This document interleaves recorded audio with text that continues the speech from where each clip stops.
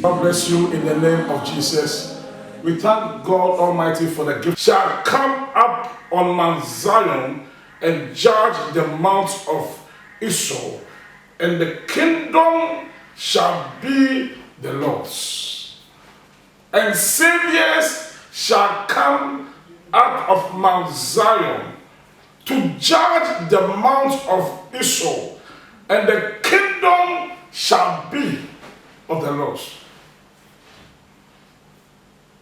Shall be the Lord's. Now, if you read the Bible carefully, the Bible is speaking about an interesting group of people. And the Bible calls them saviors. The Bible calls them saviors. In fact, one of the things that I thank God so much for my life is the salvation of my soul. The salvation of my soul here means that I have been redeemed from the kingdom of darkness into the kingdom of God's glorious Son. And so therefore it means that I have eternal life. And this eternal life was necessitated or worked for by Jesus Christ. Christ Jesus did everything necessary for me to be saved. He saved me with his precious blood. He did all that it takes for me to be saved. By reading the book of Obadiah, Obadiah is also giving me another interesting twist to this salvation topic. Obadiah says that, Harrison, I can see thousands of young men and women moving up of Mount Zion. Mount Zion, which is the holy mountain of God, the church of the firstborn. I see these people, but I see their names as not believers. I don't see their names as Christians, but I see them as people that the Lord God Almighty, the Savior, has saved. And not only did he save them, he saved them so that they can also be saviors. Wow! So the prophet is saying that I do not see their names as believers, but I see their names as saviors. This is an interesting statement.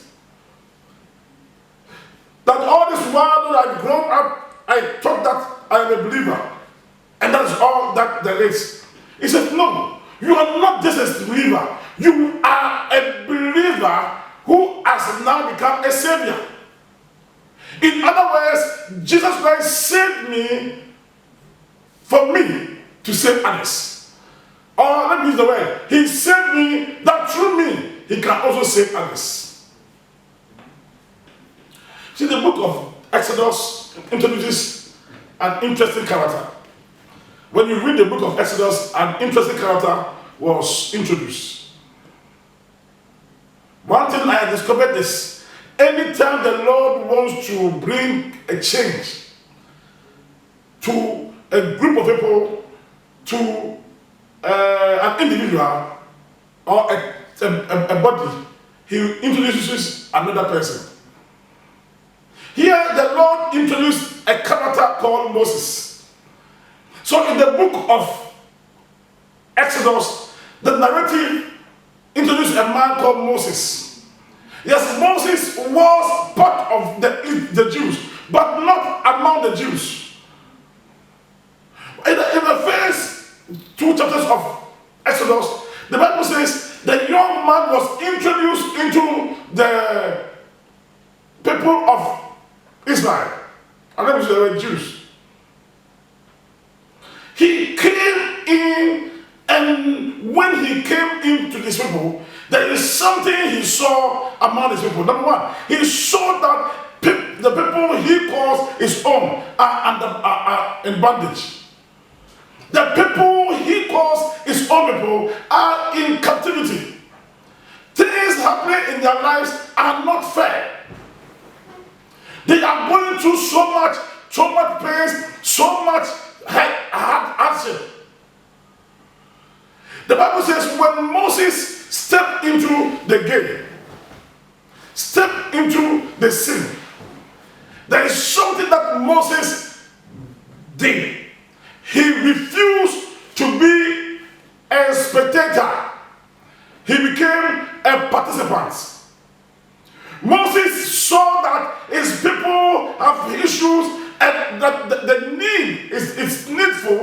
for him to do something about it. He saw the innocent being marginalized. He saw the innocent being maltreated.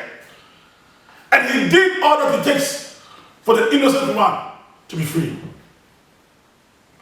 Moses did all that it takes for his people to come out of their problems. The Bible says the first time he went, he saw a bully man.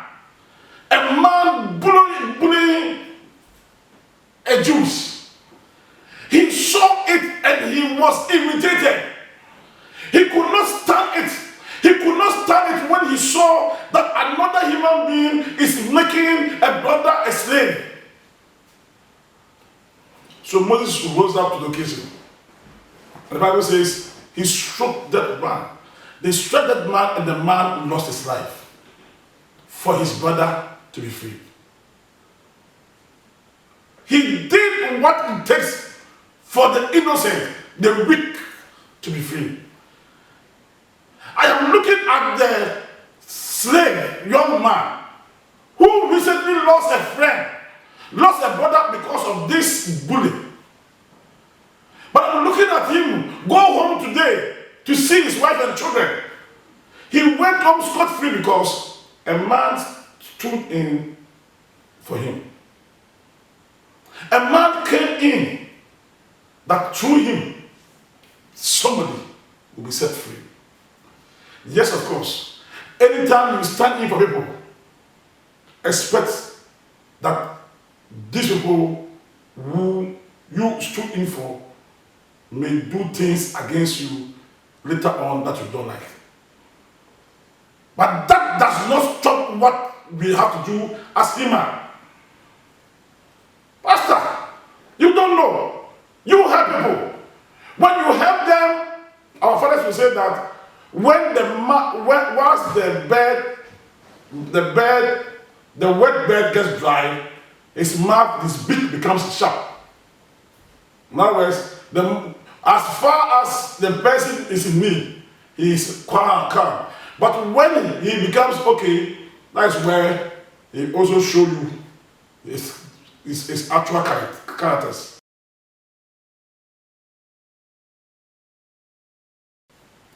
And so people say people are wicked. So when you see somebody dying, leave him. But that is not what is supposed to be done. Moses stood up for his people.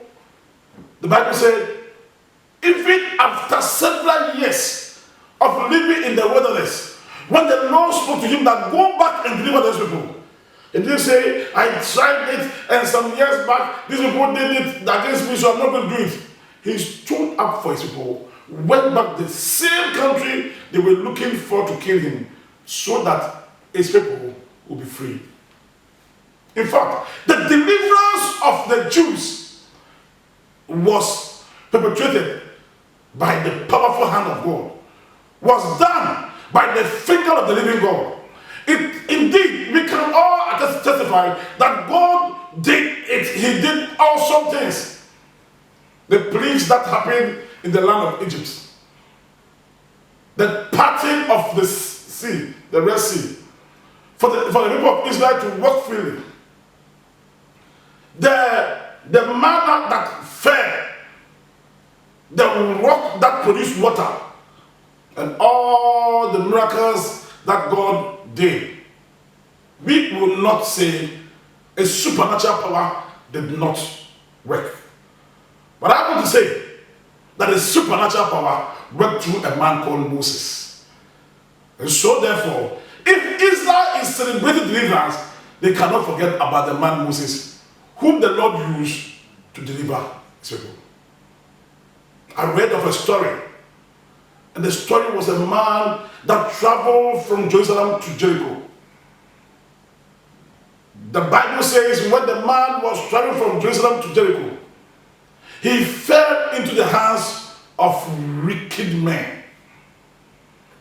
He fell into the hands of robbers, and they took what belongs to him. And not only did they take what belongs to him, they also beat and left him half dead. They left him with little life. Little life.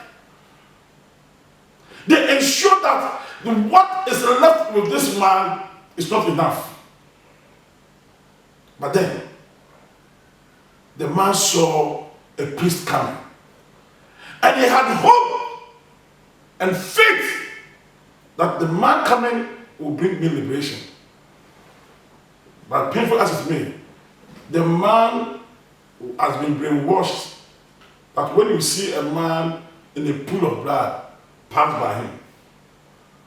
Religion has taught the priest that when you see a man who is in pains, leave him to die. Because the religious requirement demands that you don't touch something of that nature.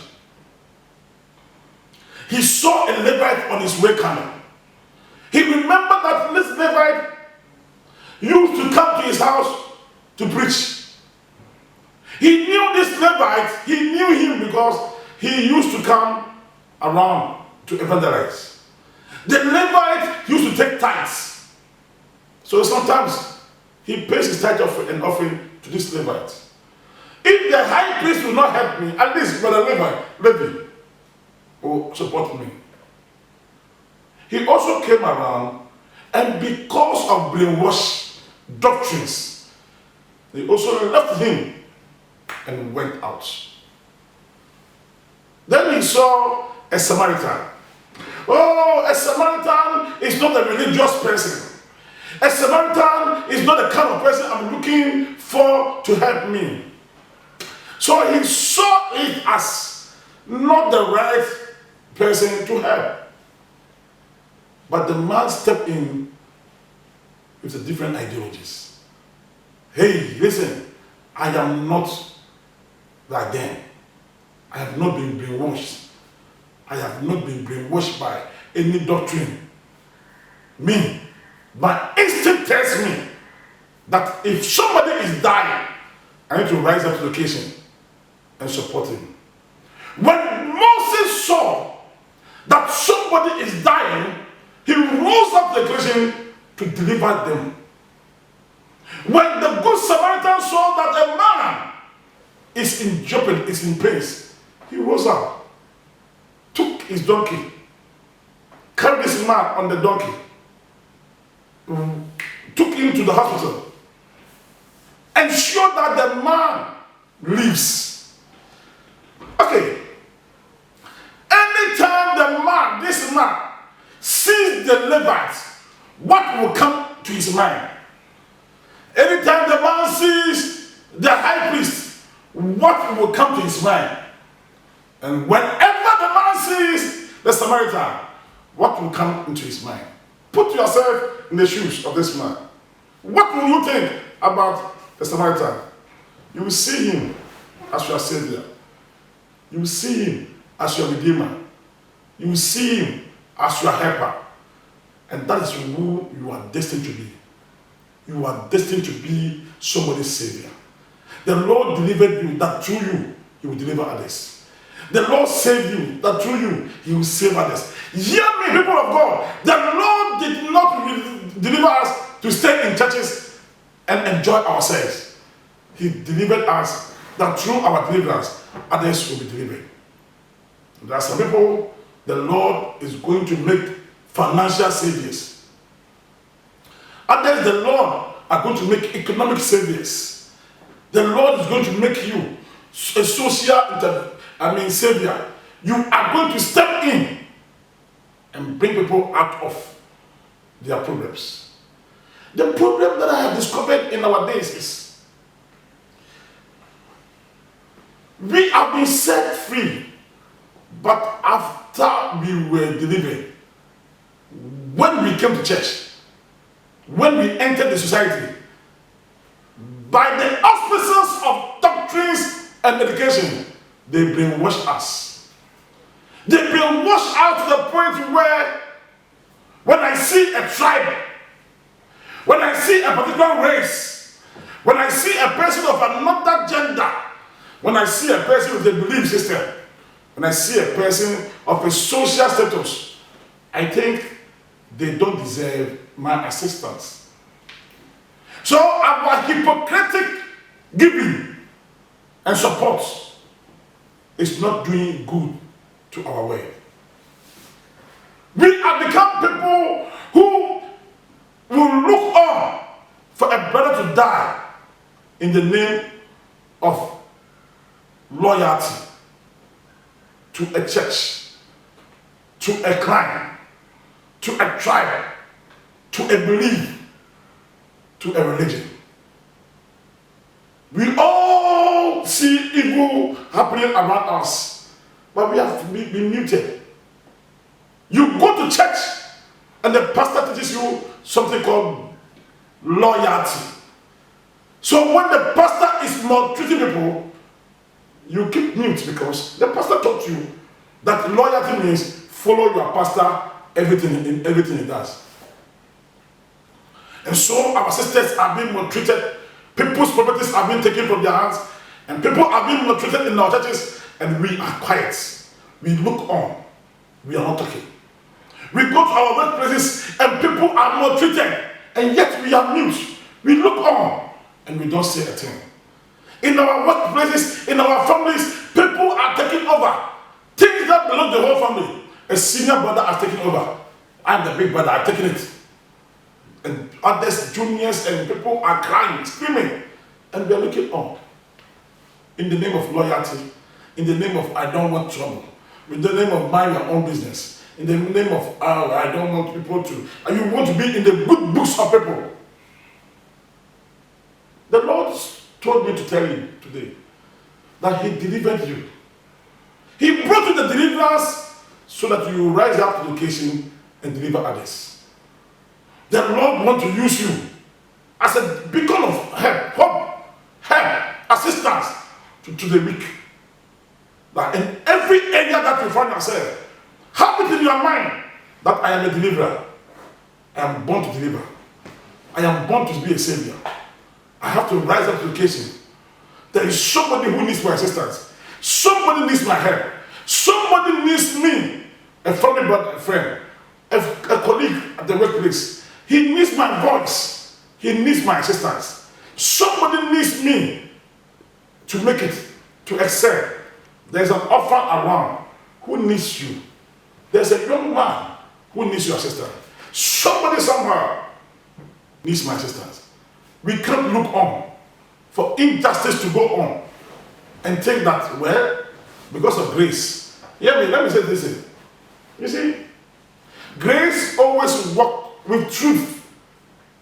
Grace always works with truth. And when there is no truth, then there is no justice. And when there is no justice, there is no peace. So if we are talking about grace, and we say that, well, because of the grace, people must be maltreated, it means that we are talking only about grace and not the truth. But the truth and grace are coterminous. They work hand in hand. Christ brought us truth and grace. And so, if we are in a place and we see something going on wrong, we can't keep mute. We can't keep quiet. We can't just say that, let it happen, let it go on. Injustice demands that we rise up to the occasion and speak against it. Oh, our generation is interesting generation. They will take a picture of you whilst you go through pains and show how to the world the kind of pains you went through before you died. But they will not rise up because they fear power. We are afraid of power. We cannot speak to power. We have not been taught how to speak to power. That is how our school system made us. Our school system made us that don't talk to power. But I remember when I was a young boy, there were some cartoons I used to watch.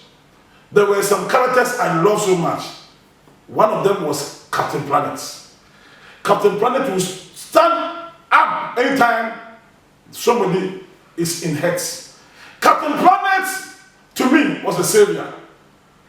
I wish and love to grow up and become Captain Planet. And the next character I love is Spider-Man. I don't know if you made time to watch all those clips when you were young. I don't know if you had the opportunity of watching. Spider-Man rise up to the occasion anytime somebody was in hurt. He will rise up and support. Spider-Man will never allow anybody to go through hell and pains. He will rise up and speak and help and support the weak. Then Superman. These were the powerful characters I know. Superman, Spider-Man, and Captain Planet. And when Captain Planet is at work, you see deliverance come. It doesn't matter who is against humanity. Captain Planet always comes to bring deliverance. I speak to you today to appreciate the fact that you are in such a time like this. You are in a position like that. You are alive. You don't have to look on for the innocent to die. You are born to rise up to the occasion and be the deliverer, the helper, the supporter, the life giver, the savior of your people. You are born in such a time like this to become a savior in order to judge Mount Esau. Mount Esau that represents bullying. Mount Esau that represents disgrace. Mount Esau that represents cheats. Mount Esau that represents all that is evil. I am not going to rise up. I'm not going to allow it. Esau, you will not. I will judge you. I will stand against you. I will not allow you to keep on maltreating the weak ones. This is going to be done when you are spiritually empowered. When you are saved, you are spiritually nourished. And so I tell you, friends, that Jesus Christ wants to make you powerful. Jesus Christ wants to deliver you from that shackles, that your personal pains, that your personal agony, that thing in your life that is making you worry, that thing in your life that is making you disturbed. I see the mighty hand of God setting you loose. The Lord will deliver you from that kind of sickness. He will deliver you from that kind of curse. He will deliver you from all that kind of pains, all that you are going through. I see the Lord bringing you deliverance from that financial curse. But have it in mind that He set me free to set others free. He set me free to become a deliverer to many. I will not keep everything to myself. When the Lord blesses me, I will step out and be a blessing to others. When the Lord deliver me, I will step out and deliver others. When the Lord raises me, I will rise up to also support the least, so that others will also have what I am enjoying. There is somebody under the sound of my voice that the Lord wants to use as a deliverer to change the status quo, to speak to power and tell power the right thing to do. There are some things happening in our churches, in our workplaces, in our countries that demand somebody's voice. And I see you as the voice to the voiceless, the savior to the needy. You are stepping out to the occasion like Moses, like the Good Samaritan. You will not look on for others to suffer, but you will rise up to the occasion and be a blessing and be the supporter. You will rise up to the occasion and be the hope for your house, for your community, and for your generation. The Lord bless you. The Lord keep His mighty hand upon you and cause you to live and fulfill this vision. I will not close my broadcast without introducing to you Jesus Christ, the Savior of humanity, the one that turns ordinary men into saviors. I want to present Him to you. If you have not known this man, He is the Savior of mankind. As you accept Him as your Lord and personal Savior, He will deliver you from your sins and give you eternal life, and also the strength to rise up and be a helper in your generation. He is the King of Kings. He is the Lord of Lords. Understand, my brothers and sisters, that this world that we live in will one day come to an end. But when it comes to an end, there will be the need for you and I to stand before God. But when it comes that time, you will need an advocate. And Christ is the only one that will rise up to be the advocate you need. You can say this after me. If you want your sin to be forgiven and you want Christ to be your Lord and personal Savior, say, "Dear Lord Jesus, I believe that you are the Son of God. I believe that you died for my sins. I accept you as my Lord and personal Savior. Please come and live with me and help me serve you all the days of my life. Amen." Having said that, I want you to know that you are now a born-again Christian. Congratulations. Look for a church and join. You can pick my number too. Pick my number and let us meet.